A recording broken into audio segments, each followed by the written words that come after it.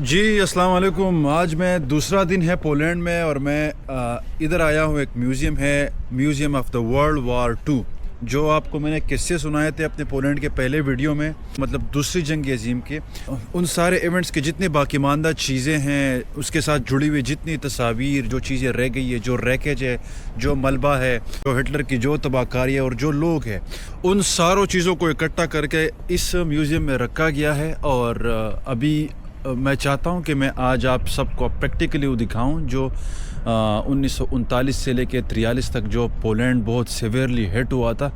German نازیز نے اس کو ہٹ کیا تھا, انویٹ کیا تھا. وہ کافی مشکلات سے دو چار ہوئے تھے اور کافی ظلم بربریت ہوئی تھی اس میں. ایک بہت شاندار بلڈنگ کے بیسمنٹ میں وہ میوزیم انہوں نے بنایا ہوا ہے. ابھی جاتے ہیں کہ اندر کیا کیا ہے. انڈر گراؤنڈ ہوگا, لائٹنگ تھوڑی سی کم ہوگی کچھ جگہوں پہ, لیکن جہاں پہ لائٹنگ زیادہ ہوگی تو وہاں پہ آپ کو میں چیزیں دکھا سکتا ہوں اور آپ کو اس تاریخ سے روشناس کرا سکتا ہوں. ہم پریکٹیکلی بھی کچھ نہ کچھ اس میں دیکھ ہی لیں گے. چلو جی چلتے ہیں.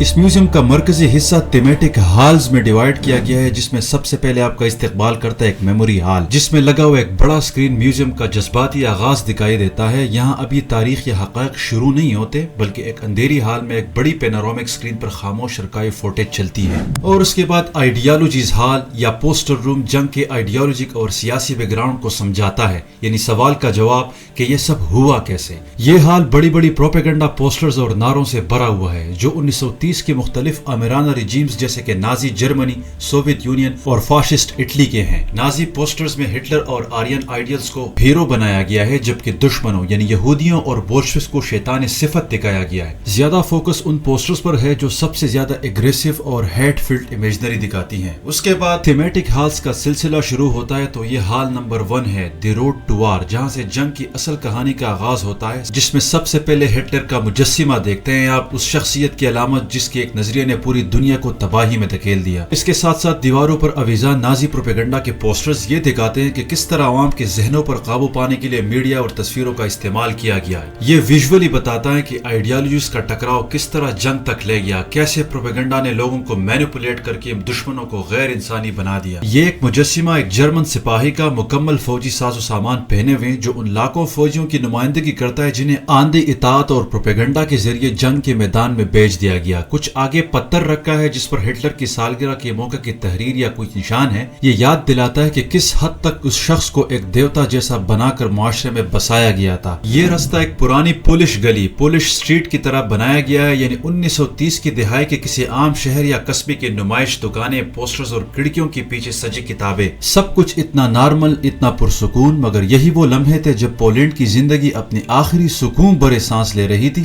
بس کچھ ہی دن باقی تھے, جنگ سب کچھ بدل دینے والی تھی. اس سے آگے بڑھ کے آپ کو ایک جاپانی پوسٹر نظر آتا ہے جس پہ لکھا ہوا ہے ہاکو ایچیو, جس کا مطلب دنیا کو ایک ہی خاندان کے چت تلے لانا تھا, یعنی پوری دنیا کو جاپان کی قیادت میں ایک متحد سلطنت کے طور پر دیکھنا تھا. یہ نعرہ دوسری جنگ عظیم سے پہلے کافی مشہور تھا. اسی حال سے نکلتے ہوئے آپ کو باقی پوسٹرز کی تصویریں بھی نظر آتی ہیں. جب آپ باہر نکلتے ہوں تو دیواروں پر مختلف ممالک کے پروپیگنڈا تصویریں اور سیاسی نعروں کے پوسٹرز نظر آتے ہیں. آگے بڑھ کے ہمیں ایک جنگی استعمال کی موٹر سائیکل ملتی ہیں جو فوجی اشراف پیغام رسانی یا فوجی نقل و حمل کے لیے استعمال کرتے تھے. یہ ظاہر کرتی ہیں کہ جنگ صرف ٹینک یا توپوں کی لڑائی نہیں تھی, بلکہ نقل و حمل میں بھی کام آتا تھا. آگے بڑھ کے مجھے کچھ مائکروفونز بوتھ نظر آئے. یہ وہ مقام ہے جہاں آپ مائکروفون اٹھا کے کان سے لگاتے ہو. غالباً یہ آواز کسی دستاویزی ریکارڈنگ, گواہوں کی باتیں, یادگار تقریر یا زندہ واقعات کی داستانیں چلائی جاتی ہیں. اس کے بعد جب آپ آگے بڑھتے ہیں تو ایک نقشہ ہے جو پولینڈ کی تقسیم دکھاتا ہے کہ کس طرح جرمنی اور سوویت یونین نے پولینڈ کو تقسیم کیا, علاقوں کو نو آباد بنا دیا اور کن سرحدی بدلاؤ نے ملک کی سرزمین بدل دی. یہ پرنٹر شاید فوجی مراسلات یا دستاویزات کا آلہ ہے. اس کا استعمال فوجی ہدایت, آرڈرز یا مواصلات کی چھپائی کے لیے ہوتا ہوگا. بغل کی تصویر ممکنہ طور پر ان افسران کی ہے جنہوں نے ان دستاویزات کا استعمال کیا یا ان میں کام کیا. اور اس کے بعد ہم فن لینڈ وار کے کمرے میں داخل ہوتے ہیں جو ونٹر وار کے نام سے بھی جانا جاتا ہے. جنگجو کی وردی جو کیس میں سجائی گئی ہے, اسکیٹنگ پیڈز اس سرد موسم کی یاد دلاتی ہیں جب فوجیوں کو برف اور برف باری میں لڑنا پڑا. اور ساتھ میں لگا ہوا یہ इंटरैक्टिव स्क्रीन आपको विंटर वार की हकीकी सूरत दिखाती है। हरकत पजीर मनाजिर, फिल्मी तरतीब और स्ट्रगल को सर्द शुमारी इलाकों में लड़ा गया। जब आप इसके बाद अगले हाल में चले जाएंगे तो आपको एक टारपेडो वहां पे नजर आएगा, जो जर्मन टारपेडो है, जो वहां पे दिखाया गया है। इस जमाने में ज्यादातर टारपेडोस की तरह गीले हीट वाली प्रोपल्शन से चलता था। इसका नुकसान ये था कि जब ये पानी के अंदर चलता था तो पानी पे एक निशान या लकीर छोड़ जाता था, जिसकी वजह से ये दिखाई दिया जाता था और दुश्मन के लिए इससे बचना बहुत आसान हो जाता था। इसके मुकाबले में जो बहुत कम इस्तेमाल होने वाले इलेक्ट्रिक प्रोपल्शन वाले टारपेडोस थे, वो जापान का मौसर ऑक्सीजन प्रोपल्शन टारपेडो था। उनमें खराबी नहीं थी, वो कोई निशान नहीं छोड़ते थे। ये टारपेडो 74 से 92 किलोमीटर फी घंटा बनती थी।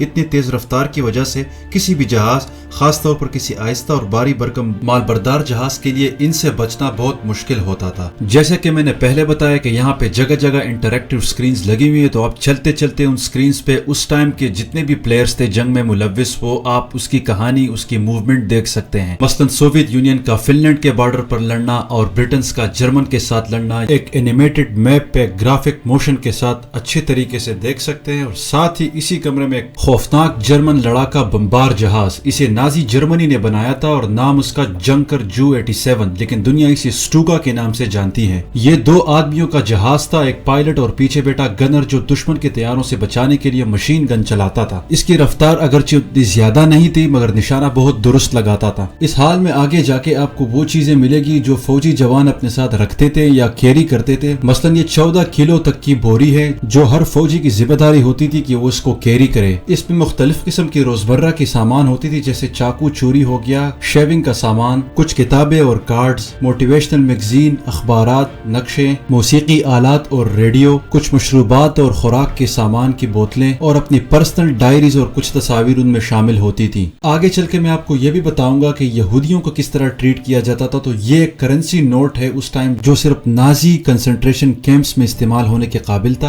और यहूदियों को काफी टाइट रखते थे अपने कैंपों में। जिस तरह ये एक सजाए मौत सुनाई गई थी जर्मन अदालत ने 1942 में एक यहूदी को, जो बगैर इजाजत के यहूदी कैंप से निकला हुआ था। और इसी तरह ये मरे हुए यहूदियों के बर्तन है जो बिखरे पड़े थे जब उनको उनके कैंप में मारा गया। तकरीबन 6 मिलियन यहूदी मारे गए, यानी पूरी कम्युनिटी का सबसे बड़ा हिस्सा खत्म हो गया। और सिर्फ कत्ल करके नहीं मारे गए, बल्कि भूख से मारे गए और बीमारी और अंत तक जबरी मुशक्कत से भी मर गए। इनकी जिंदगियां कैद, जुल्म और भूख के ऐसे अंधेरे में खत्म हुई जहां उम्मीद की कोई किरण बाकी नहीं रही। ये जो सूटकेसेस का ढेर नजर आता है, ये वो बैग्स है जो लोग छोड़ गए थे, जो नाजी जराइम के दौरान कंसंट्रेशन कैंपों या तबाही के कैंपों में भेजे गए थे। अंदर चल के दीवार पे वो तस्वीरें नजर आएगी जो बामुशक्कत कैदी हुआ करते थे। बहुत सारी तस्वीर इसमें नहीं है, लेकिन जो अवेलेबल है वो तस्वीरें लगी हुई हैं। जिनकी तस्वीरें भी नहीं है लेकिन उनके नाम इधर लिखे हुए मेटालिक प्लेट्स पर, जो एक शीशे के केस में बंद किया गया है। हर एक नाम को अलग अलग डिस्प्ले किया गया है और साथ में वो ट्रेला भी दिखाया गया है जिसपे वो काम करते थे, बजरी डाल के इसको धकेलते थे। और यही है वो पोलिश विक्टिम्स जो इस जंग के नजर हो गए। ये सारे तो नहीं है, लेकिन जो तस्वीरें अवेलेबल थी को यहाँ पे दिखाया गया है। म्यूजियम में ये तस्वीरें इसलिए लगाई गई है ताकि आने वाले देख सके कि होलोकास्ट और जंग ने लाखों आम लोगों की जिंदगियां कैसे खत्म कर दी। चाहे जंग जहाँ पर भी हो, जिस रियासत का भी हो, लेकिन असल नुकसान इंसान का ही होता है। आज 2 साल बाद भी फलस्तीन गजा में यही हालात। 2 साल से जारी इसराइली हमलों में कम से कम 67,000 फलस्तीनी शहीद हो चुके हैं। हजारों दूसरे लोग अब भी मलबे तले दबे हुए हैं। तकरीबन 1,70,000 लोग जख्मी हुए हैं, जिनमें से कई की जिंदगी बदलने वाले जख्म है। उम्मीद है कि ये जंग अब बस रुक जाए और जितना बड़ा नुकसान गजा में हुआ है उनका कीमत उनको अदा किया जाए। सर इधर एक चर्च है जहाँ पे इसके अंदर सीढ़ियाँ हैं और उसके टॉप पे मैंने सुना है कि लोग जाते हैं और बाहर शहर देखते हैं टॉप से। और उस चर्च का नाम है सेंट मैरीज चर्च। तो मैं उस दिन शाम को पहुंचा था, लेकिन ये बंद था, मतलब कल। और उधर वो फिल्म की शूटिंग भी चल रही थी उसके सामने। तो आज मैं आया हूँ यहाँ पे। ये वो चर्च है, तो अभी देखते हैं अंदर जाके। मेरे ख्याल में आज तो खुला है अभी इसी टाइम। तो टिकट विकट का सीन है ताकि ऊपर जाएं और शेयर को देखें कि ऊपर से कैसा लग रहा है। जी जनाब, अभी हमने टिकट ले लिया। 20 पोलिश ज़लाटिस का टिकट है। डांस से वो जूम करना चाहते हैं या कहीं और किसी जगह को जूम करना चाहते हो कर सकते हैं। لیکن یہ فری نہیں ہے, اس میں آپ پیسے کوئنس ڈالیں گے. ہمیشہ یہی کوشش ہوتی ہے کہ میں جس سٹی میں جاؤں تو ٹاپ روپ پہ کم سے کم جاؤں. ان گلیوں میں جب آپ چلتے پھرتے تو کچھ پتہ نہیں چلتا, ہر قسم کی بلڈنگز ہوتی ہیں, قسم کی بلڈنگ ہوتی ہیں, ہر ایک میں آپ جا نہیں سکتے. تو بس بھیا ایک بار اوپر آؤ اور سارا اوپر سے دیکھو اور بس چلے جاؤ. وہ ابھی میں ادھر گیا تھا, وہ تھا world war museum, second world war کا جو میوزیم تھا وہ میں نے آپ کو دکھا دیا. اور کل شام میں یہاں پھر رہا تھا, یہ جو گڈانس کا اولڈ ٹاؤن ہے یہاں پہ میں پھر رہا تھا, اور میں آگے گیا ہوا تھا اور وہ وہاں پہ وہ ریور بہہ رہا ہے. اگر آپ وہ دیکھ رہے وہ کشتی کی جو وہ ہے نظر آ رہی ہے, تو وہ دریا اس طرح بہہ رہا ہے, نیچے جا رہا ہے, وہ نظر آ رہا ہے. تو کل شام میں ادھر تھا اور آج میں ادھر تھا, اور ابھی میں ٹاپ پہ آیا ہوں. تو ابھی اپن چاند پہ ہے. بہت بہت شکریہ ویڈیو دیکھنے کا. انشاءاللہ پھر ملیں گے کسی دوسری ویڈیو میں.